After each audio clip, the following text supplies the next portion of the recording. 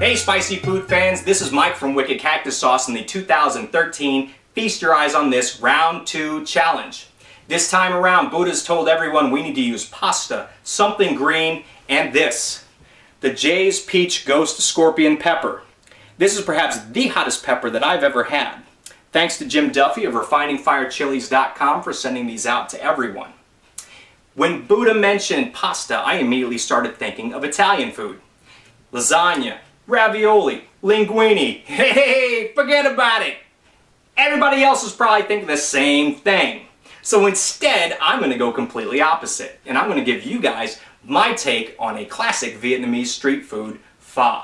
What is pho? It's a rich broth served over rice noodles with aromatic herbs and vegetables. And I'm going to do some East meets West on this thing by introducing a little bit of barbecue. I'm going to do a slow smoked pork belly that we're going to season with the Jay's Peach Ghost Scorpion. So everybody needs to sit back, relax, it's going to get spicy. To add a great textural and flavor component to our dish, I'm going to cue up some pork belly.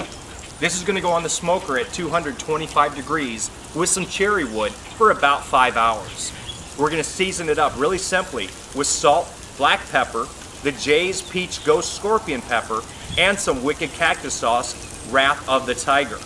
Once this comes off the smoker, we'll take it back inside and finish it off underneath the broiler to get a beautiful crisp skin. It's been 5 hours and our pork looks mighty fantastic. Nice char on it, that glaze. Oh, that looks absolutely phenomenal.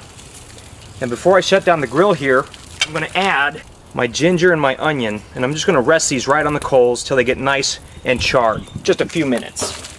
So in order to make proper pho, we've got to have the right aromatics. So what I have here, whole clove, cinnamon stick, fennel seed, coriander seed, and star anise.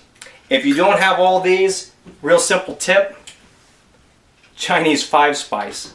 That'll pretty much cover everything you need. So what I'm going to do with these is I'm going to toast them off in a dry skillet.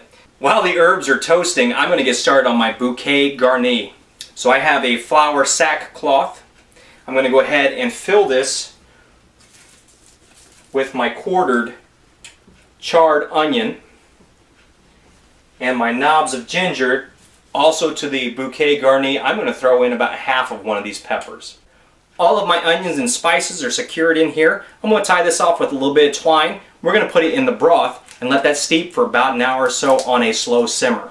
On the stove here I have 4 cups of stock. Now I'm using duck stock that I made from last week. I'm going to go ahead and lower my bouquet garni into the stock. If you don't have duck stock, that's fine. You can use whatever you have. I'm going to fill this back up with some beef stock as well. While my broth is simmering, I'm going to get started on the rice noodles. So I have my stock pot going with about 1.5 gallons of water, 2 packages of rice noodles. So it's been about 7 minutes. Our noodles are nice and tender. I'm going to take these off the heat and drain them and then rinse them really quickly with cold water to help stop the cooking process and make sure that they're still al dente when we get around to serving them. So our broilers come up to temperature and it's time to take that fantastic slow smoked pork belly and brown up the top real nice, get that skin super crispy. Got my handy dandy trusty cast iron rocking out here. We're going to throw this pork in there.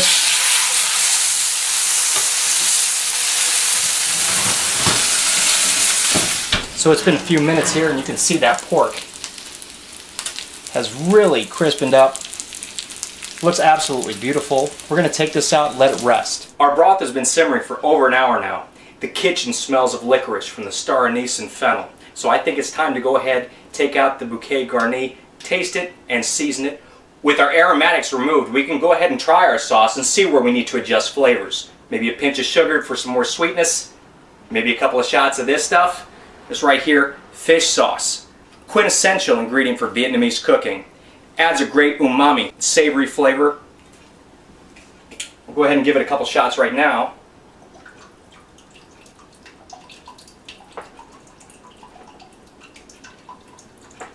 that about a quarter cup. Give it a stir.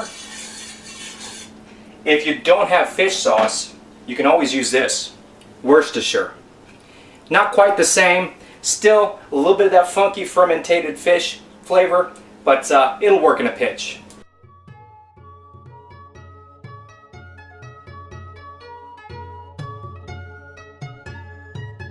There it is, folks, Vietnamese pho. Those beautiful rice noodles just soaking up that excellent broth. All the herbs, the bok choy, and don't forget that slow roasted, smoked pork belly with the Jay's Ghost Scorpion.